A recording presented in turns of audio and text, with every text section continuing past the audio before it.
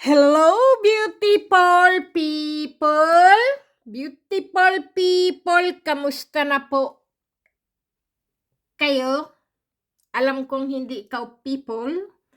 Hello po, mahal na anghel.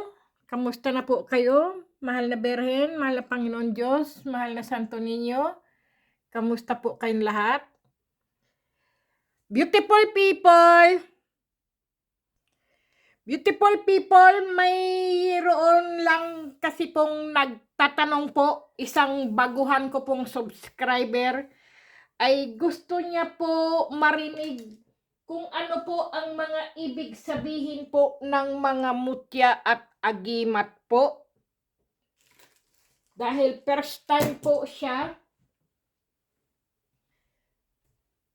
magustuhan niya lang po ang panghahanting ko po. Tinatanong niya po kung anong ibig sabihin po ng mga agimat po o anting-anting o kaya po mga mutya po o mga medalyon o mga talisman. Yun po ang sabi niya po. Kasi beautiful people, mga agimat at anting-anting po ay matatagpuan po yan sa iba't ibang bahagi ng mundo po. Kung ikaw ay may alam kung paano mo ito makukuha o mahahanting o mahahanap, ganoon po. Kasi po, noong kapanahunan po sa ating mga ninuno po sa Pilipinas, bahagi na yan ng kultura po ng mga Pilipino, ang galing at taglay po ng mga agimat at mutya o anting-anting o medalyon po. Malaki ang ginagampanan po ng mga katutubong Pilipino po. Noong pang panahon, beautiful people, marami pa ring naniniwala hanggang ngayon po at ginagamit ito. Lalo na po ang mga Pilipino po, no? Halimbawa, beautiful people, noong po kasi mga kasabihan po ng ating mga ninuno po, lalo na po hanggang ngayon po, mga antingero po, o kaya naman po ang mga, ano po, yung mga babaylan, o kaya po mga abularyo po, o kahit pa po sino pa po yung mga kanunuan po natin na may alam po tungkol po sa mga agimat o mga mutya po. Gaya po noon po, kasabihan po, kapag ang ano po, halimbawa po yung malaki ang bulan po ay buwan. Ganyan po, no? Kapag po malaki ang buwan po, tapos po may nakita po kayong saging po, no? Yung saging na yun po ay nagkaroon po siya ng bulaklak po, no?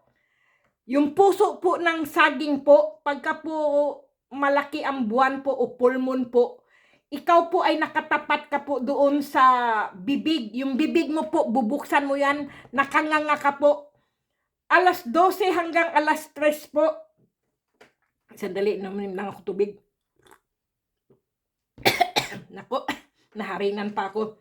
Halimbawa po, alas 12 o hanggang alas 3 po, diyan po lumalabas po ang mga kagaya po ng mga tikbalang po, mga nuno sa punso, o kaya po mga maligno o mga elemento po, mga kung tawagin tiyanak, o kaya po yung mga tinatawag pong mga hindi natin nakikita, mga maligno po ba, mga engkanto o kaya po mga tikbalang, ganyan po.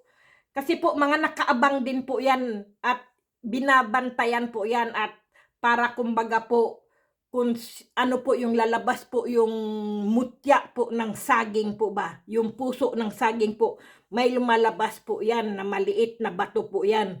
Kapag yan po ay lalabas po yan tuwing alas 12 o alas 3 po ng madaling araw po, yan pinakalas po yan, ganyan po. Nag-aabang na po ang mga taong mga antingero po.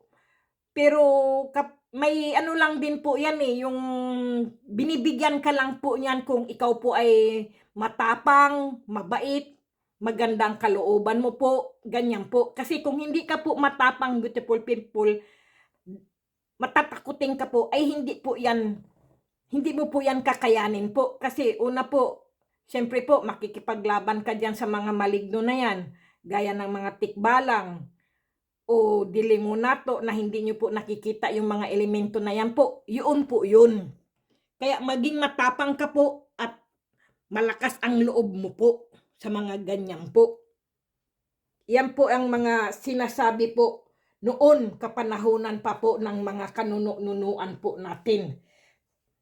Yan po ang mga sinasabi, beautiful people.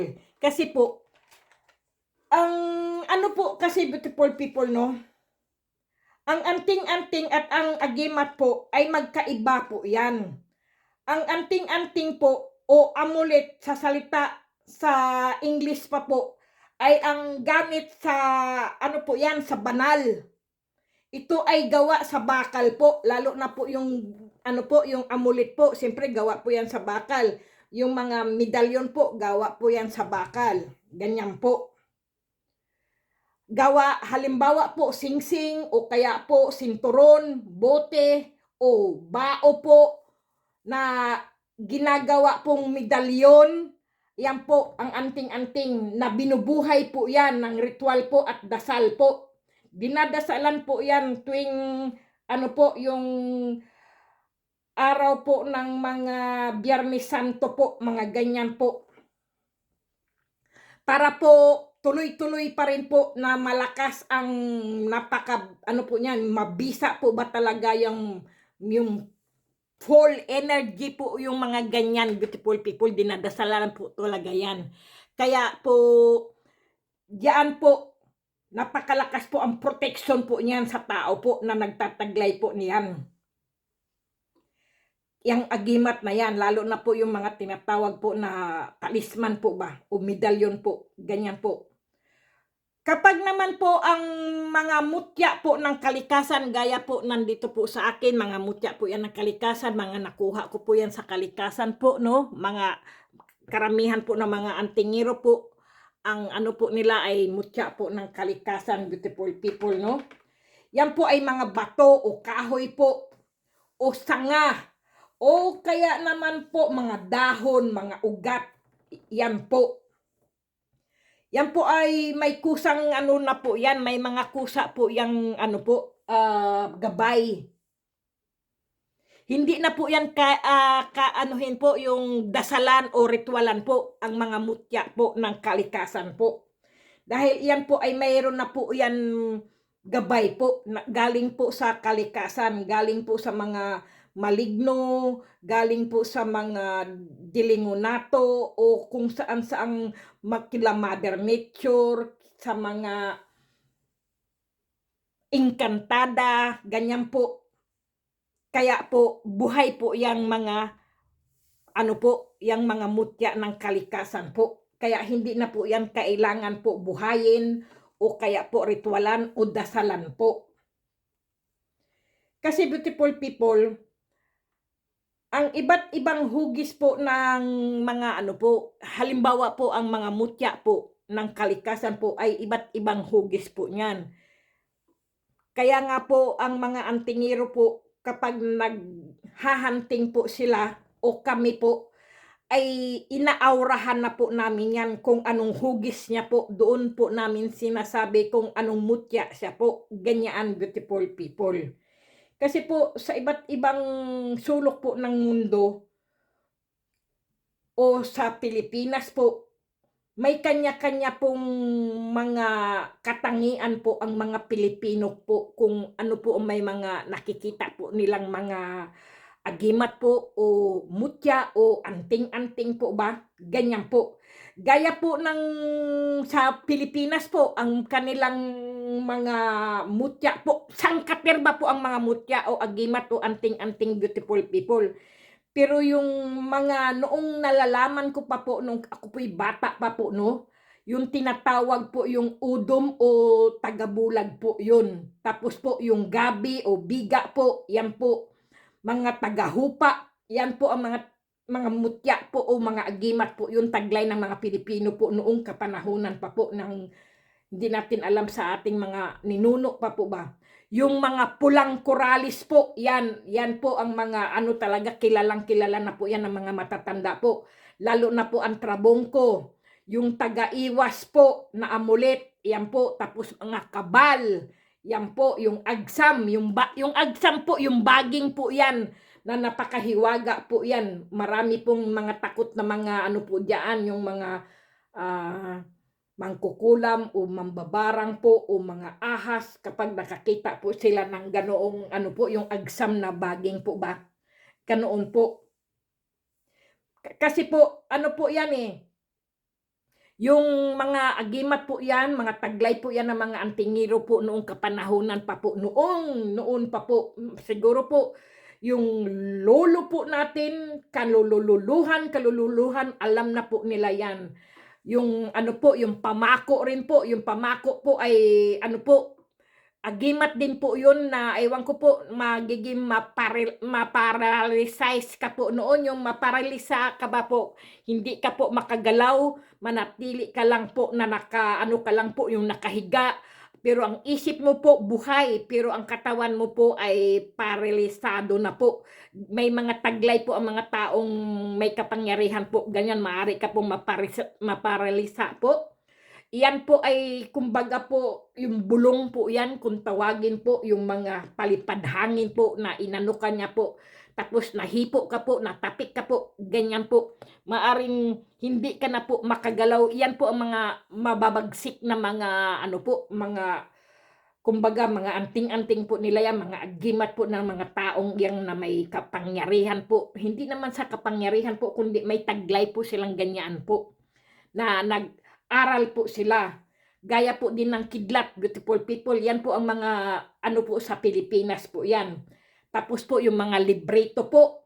Ang libretong maliliit, beautiful people, na binabasa po na parang mga Latin po, yan po ay mga sumpa po yan.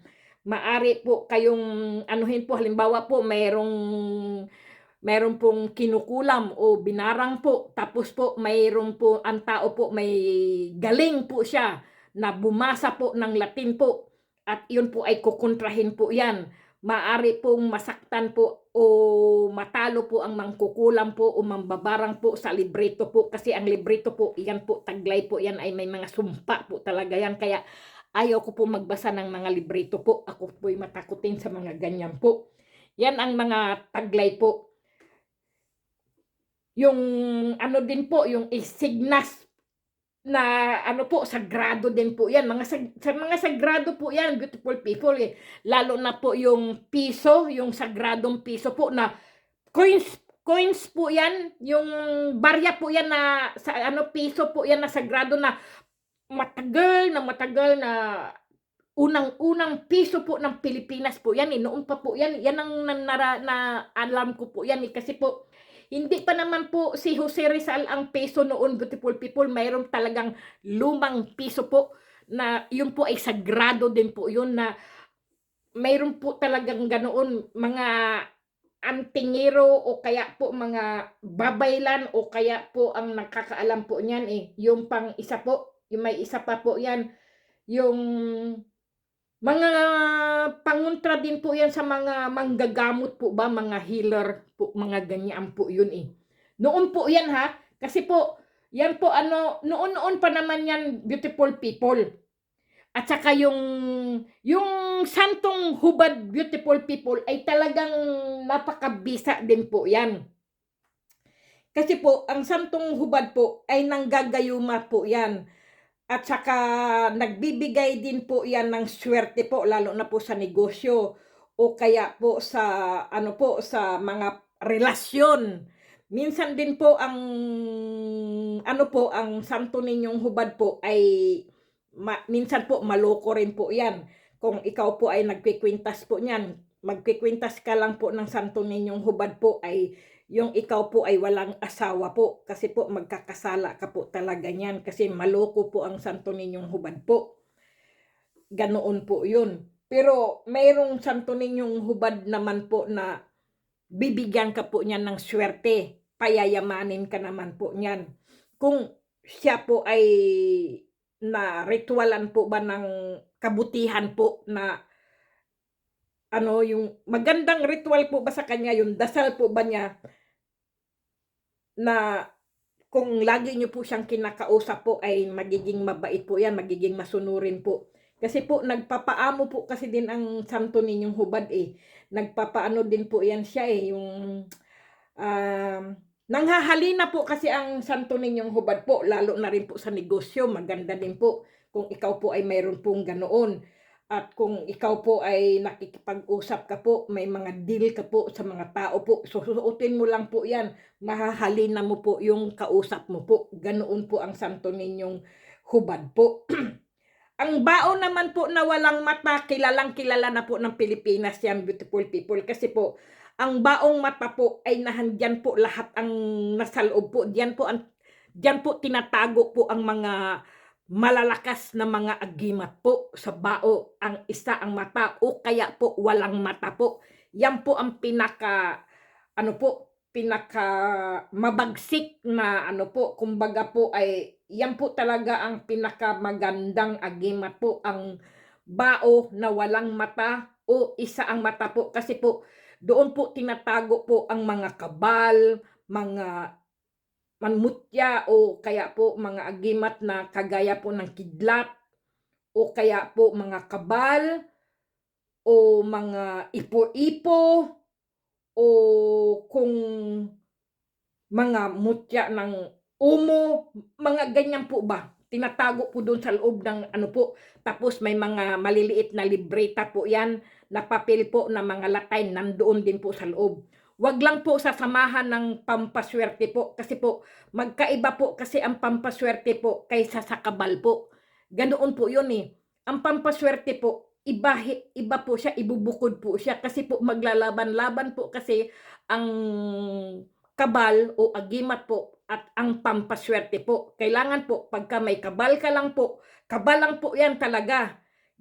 Yan lang po talaga yan. Diyan mo lang po, kagaya ng mga yung agimat ng yung pangil ng kidlat o ngipin ng kidlat o kung ano man po siya, basta kidlat po siya. Ganyan po. O umo po o kaya po yung mga inilalagay po ba ng mga antingeron po na may kaya po sila kung paano nila po gawin. Kasi po may mga libreta maliliit po yan na nakalagay po dyan, beautiful people. Kaya nga po pag ako po ay nagkikwintas, beautiful people, isa lang ang kinikwintas ko po, hindi po dalawa. Kasi po naglaban-laban po yung pampaswerte at yung yung kabal. Wala naman po akong mga po dito, wala naman po akong kaaway o kalaban po. Kapag po kasi ang tao po walang kaaway, ay hindi mo na po kailangan ang magdala-dala ng mga kabal-kabal po o agimat. Ang gusto ko lang po, puro pampaswerte. Makainom nga lang ng tubig. Totoo po yan. Puro pampaswerte lang po ang akin. Hindi ko po yung hangad na may kabal-kabal pa po o agimat po o kasi po, una po, wala po akong kaaway. Wala po, kasi ayaw ko po may kaaway, masakit sa ulo po yan, mabigat po yan sa katawan, mabigat po yan sa pamumuhay ang may kaaway po. Totoo po yan, maging mabait ka na lang po ba, ganyan, yung makisama ka, mabait ka makisama, kung ano man po yung mga taong naninira sa'yo o nagsasabi ng masama sa'yo, hayaan lang po, ganoon po, totoo po yan. Huwag ka na pong magkipaglaban o makipagdiskusyon po sa mga tao na ganyan po. Mag-iingat na lang kung at kung talagang abusado na po talaga, hayun, masama rin naman po, gagantihan mo yung mga taong ganyan. Ipasa Diyos mo na lang po. Mismo na ang Diyos na ang magparusa po sa kanya o ang kalikasan po, ganoon na lang po. Kaysa naman yung halimbawa po, nakagawa siya ng masama sa iyo, gusto mong gumanti, gusto mo rin ipalasap sa kanya ang ang lupit ng iyong paghihiganti, ay hindi po. Wag po. Basta hayaan nyo na lang po sila. Kasi po, mismo na po ang kataas-taasang langit na po o ang Panginoong Diyos na lang po ang magparusa po sa kanila. Kasi po, kapag po nyo po ginantihan po yung mga ganyan tao po, kayo po ay magkakasala. Totoo po yan. Hayaan nyo na lang po siya ay magkasala po, kayo ay hindi po. Ganoon. Kasi nagkasala nga siya sa iyo.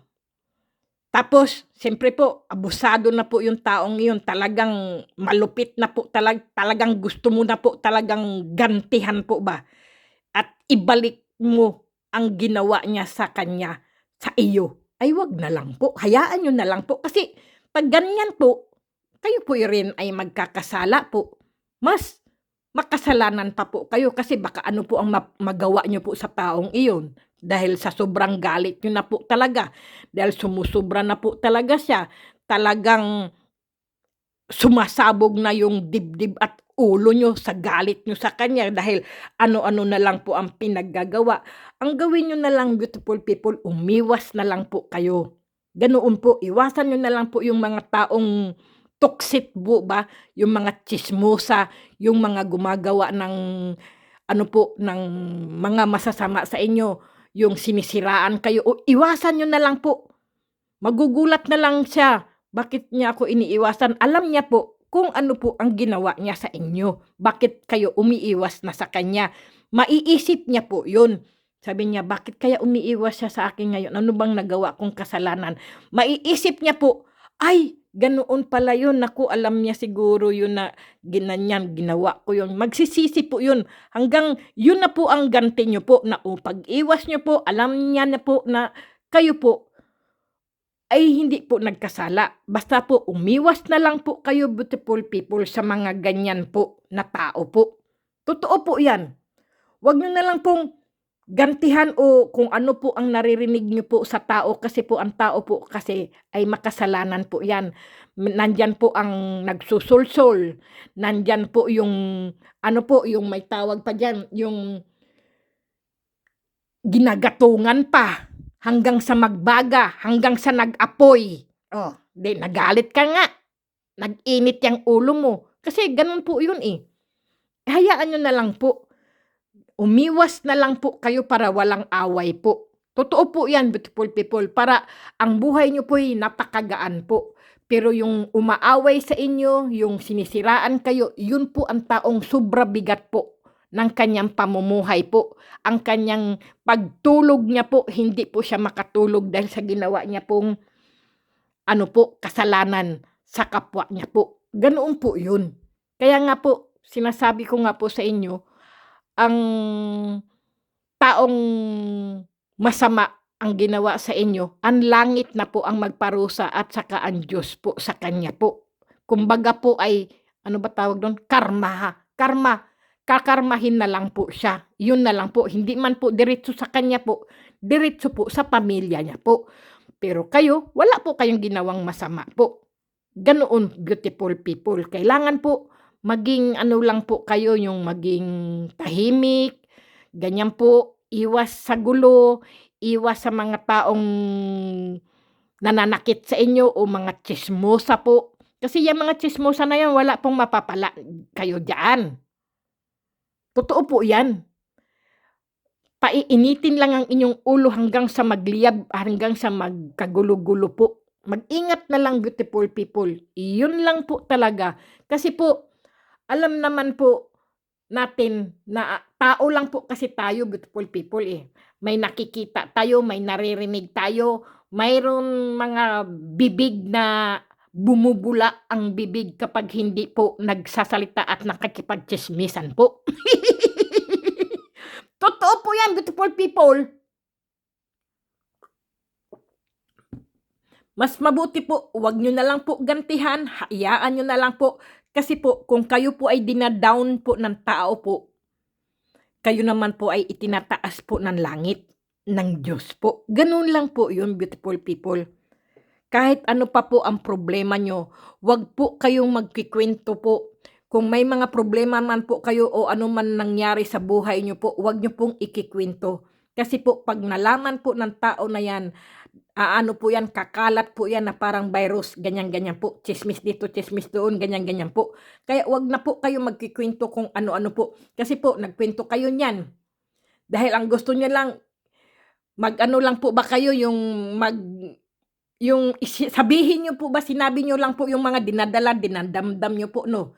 Nagdamdam po kayo sa boss niyo, nagdamdam kayo sa magulang niyo, nagdamdam kayo sa asawa niyo, nagdamdam kayo sa kaibigan niyo. Tapos ipinagsabi niyo po 'yan. Ngayon po yung taong pinagsabihan niyo po ay ipinagsabi niya po, tapos mayroon pa pong ano po dagdag. Oh, ayan, nagrambol-rambol na, nag-away-away na po, 'di ba? Ganyan po kasi eh. Kaya kung kayo po ay magsasalita, mas mabuti pa po ipagdasal nyo na lang po. Doon po kayo sa Panginoon Diyos po magsabi, magkwento po. Sabihin mo, mahal na Birhen, ganito po ang nangyari sa akin. Yung boss ko po, nagalit po sa akin. Hindi ko na po kayang tiisin, kaya inano ko na lang po, sinagot-sagot ko po. Ganyan po. Tapos, halimbawa, sa asawa nyo po, Panginoon Diyos, ang asawa ko po ay sobra-sobra na po ang mga ginagawa niya. Ganito ang ginawa niya, ganyan. Maari po sa Diyos nyo po, sinabi. Ngayon po, liliwanagan po kayo ng Panginoon Diyos, iilawan po kayo. At pati yung sinumbong nyo po, sinabi nyo po sa Panginoon, kaysa naman po sinabi nyo po sa tao, ngayon nalaman po ng tao, ngayon po ano nangyari? Ay ganito, huy, yung ano mo, sinabi niya sa akin, ganyan-ganyan, di ba? Nagkagulo-gulo po, kasi nalaman niya po lahat ng mga sikreto. Ang inyong mga sikreto, beautiful people, kaya nga po tinawag na sikreto, ay huwag nyo pong ipagsasabi po. Kasi po, pag pinagsabi nyo po yan, dadami po yan, kakalat. Mas mabuti pa po, ang sikreto nyo po, sabihin nyo na lang po sa mahal na anghel, o kaya sa Panginoon Diyos po, yan po, o kaya po sa Santo Niño, o kaya naman po sa mahal na Birhen po. Tingnan nyo kung ano po, ang ganda po ng pakiramdam nyo po. O kaya po magsimba po kayo, lahat po ng sasabihin yung problema. O kaya po isulat nyo po sa inyong notebook po o sa papel po ang inyong problema, beautiful people. Halimbawa po, kung may gusto po kayo, halimbawa po itong taon 2020, beautiful people, no? Gusto nyo po magkaroon ng lupa't bahay. Ako po talagang sinulat ko na po. Totoo po yan. Bumili po ako ng notebook po, nilagyan ko po ng 2022. Hindi ko po ni-wish ang sinasabi ko po, wala pong wish-wish. Hindi na po ako nag-wish, beautiful people. Ang sinabi ko lang po sa aking notebook po, lahat ng aking gusto. Na gusto ko makamtam ito, ganyan po. Gusto ko magkaroon ako ng ganito. Wala pong sana-sana, basta walang wish-wish. Ang ginawa ko lang, beautiful people, sinulat ko po sa notebook lahat ng gusto ko po. Totoo po yan.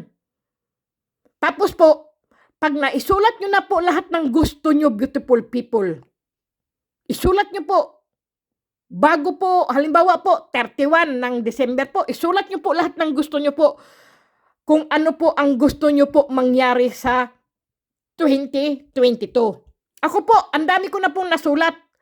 Tapos po, pag wala po akong magawa, beautiful people, no, binabasa ko po yung sinusulat ko po. Tapos ang sarap po pakiramdam ko po. Sabi ko, ay ganito pala yung mga gusto ko mangyari. Ganyan po, totoo po yan. Pagkatapos po, ngayon po, pagka yung nakamit nyo na po, no, yung mga yung gusto nyo po, tsikan nyo po. Halimbawa po, ito yung notebook. Nabasa nyo po, tsikan nyo po, ito ang nakuha ko, ito ang naano ko ngayon, ganyan po. Isa-isa nyo pong tsitsikan kung ano yung nangyari sa buhay nyo po. Lahat ng mga gusto nyo po, isulat nyo po sa notebook. Ganyan po. Kung mayroon pong pagbabago ang nangyari, kung ano yung ginusto nyo po, sabihin nyo po, ilagay nyo po sa notebook, isulat nyo po. Para alam nyo po kung ano yung binigay po sa inyo ng ano po, ng universum po. O ng ano po, ng tadhana o kalikasan po o kaya ng langit o ng Panginoon Diyos po. Yan po. Pero yung notebook na yung beautiful people, kailangan po wag nyo po ipahawak sa iba po. Kayo lang po ang maghahawak niyan. Lagyan nyo po ng private. Pangalan nyo po, ganyan po, para hindi dapat niya mabasa yung nahandyan po. Kayo lang po nakakaalam yan. Ganoon po. Kumbaga po ay parang diary po, Pero hindi po yung diary, iba po kasi ang diary, yung diary po kasi yung sinulat nyo yung nangyayari sa buhay nyo, ganyan-ganyan. Ang ano nyo naman po, ang isusulat nyo po ay hindi po buhay nyo po, kundi kung ano po ang gusto nyo pong makamit at ano po, ma-achieve. Ano ba yun? Yung maano nyo po ba, makamit nga po sa Tagalog eh, 'di ba? Ganoon. Kung ano yung ano, ngayon po pag nakuha niyo na po 'yun, checkan niyo lang po ganyan, ayan ay nakuha ko na, nagkaroon ako nito, ganyan ganyan po. Kasi po halimbawa, beautiful people 'no. Siyempre po gusto ko po dumami ang aking mga subscriber. Ayan, na-checkan ko na po 'yan. Tapos po gusto ko po hindi ako maubusan ng pera sa bangko, ganyan po. Gusto ko magkaroon at makabili ako ng lupa't bahay. Ganyan po. Yan po ang mga example lang, beautiful people, no? Yan po ang sinasabi ko po sa inyo. Kaya kung kayo po ay magsusulat po sa mga gusto nyo po, isulat nyo po sa notebook. Para pag wala po kayo magawa at nainip po kayo, bubuksan nyo po yung notebook nyo. Ano ba sinulat ko nitong ano na to? Tapos ayan, tapos checkan nyo po kung ano po. Totoo po yan, beautiful people. Tapos po, ganito pa po ang gawin nyo. Kung noon po, itong 2021 po ay napakasobrang magastos po kayo, marami pong naubos ang pera nyo po itong 2021 po. Sa 2022 po, ano po kayo, garapon po, beautiful people, garapon, lagyan nyo po ng ano po, isang garapon po, no? Lagyan nyo po ng pera yan, hulog-hulugan nyo po.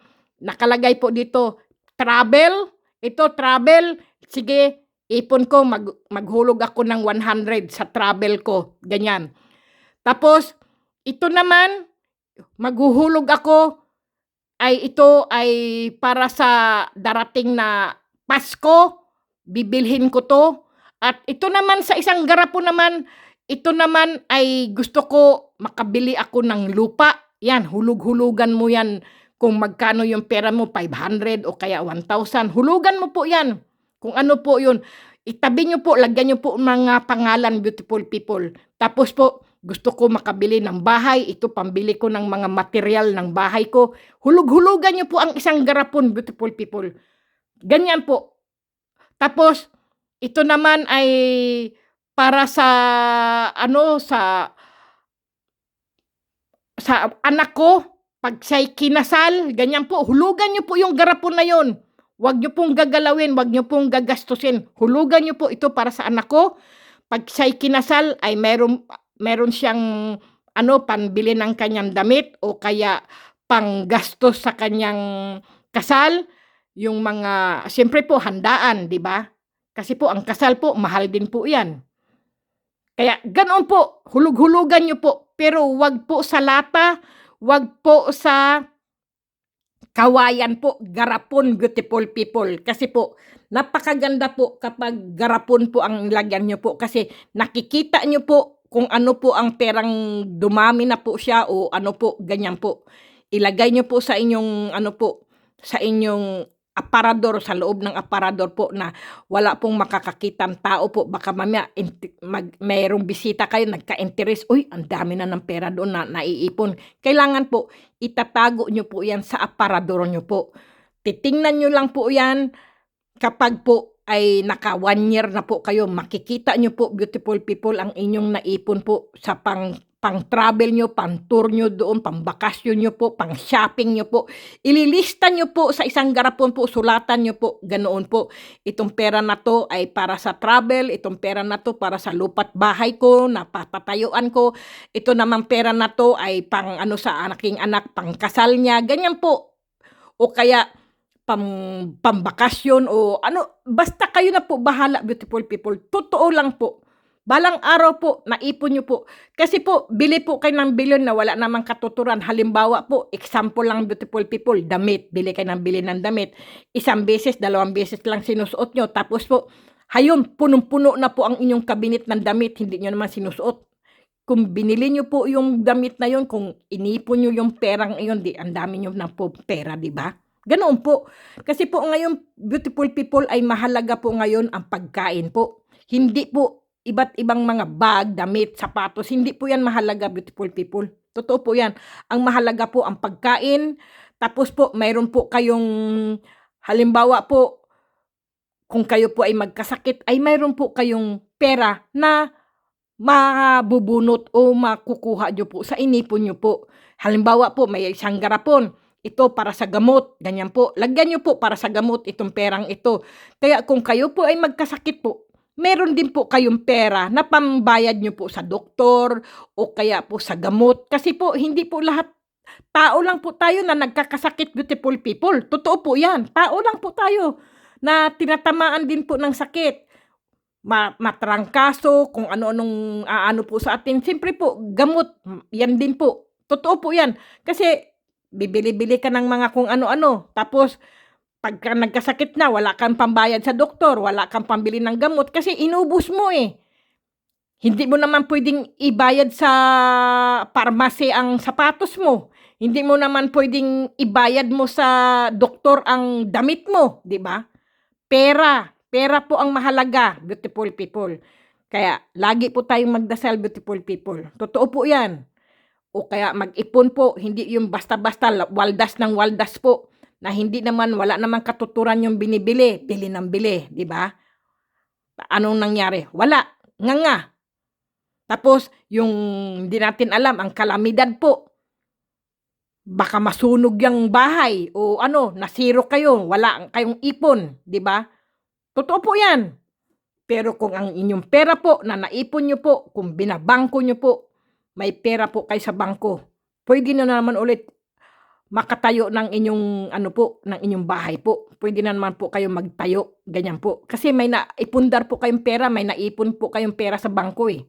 Kung masunugan man po kayo o ma-wash out man po ng bagyong yung mga bahay nyo po, pero meron naman po kayong naipon na pera po sa bangko, pwede po kayong bumili ng lupa't bahay po sa ibang lugar na hindi na po kayo binabagyo o binabaha po. O kaya po kung saan yung lindol o kung, kasi po ang lindol kahit saan po yan eh. O kaya po sa mga may bulkan, may mga katabi, ayaw nyo na, sawang-sawa na kayo sa bulkan dahil puro putok ng bulkan na ano yung aking mga bahay, mga aking halaman, yung aking mga hayop na mga alaga, yung aking mga negosyo. Di, siyempre, beautiful people, may naipon kayong pera sa bangko, bibili kayo ngayon ng lupa't bahay sa ibang lugar po. Doon sa tahimik, maganda ang kanyang ano po, yung nature po, maganda ang kanyang ano po ba. Totoo po yan. Yan po. Sige na, beautiful people, at ako'y matutulog na, alauna na naman, oy. Lunes na po. Sige, beautiful people, good night na po. Kasi magkikwento lang ako, ibang klase din, ang haba-haba. Grabe. Sige na, beautiful people. Good night na po. Sana po mayroon po kayong napulot na magandang ano ko po. Pero kung wala po at hindi nyo po gusto, ay simple, beautiful people, iwas-iwas din. Kunin nyo lang po yung maganda po. Yung pangit naman po, ay i-delete nyo lang po. Ang ibig ko pong sabihin, i-delete po. Erase lang po sa inyong isip po ba. Ang kunin nyo lang po yung maganda po, yung may natutunan po kayo. Okay, beautiful people? Sige na, beautiful people. Maraming salamat po. Lagi pa rin po tayong magdasal, beautiful people, at mag-face mask, at maghugas pa rin ng kamay po. Yan lang, beautiful people. Maraming salamat, beautiful people. Good night po.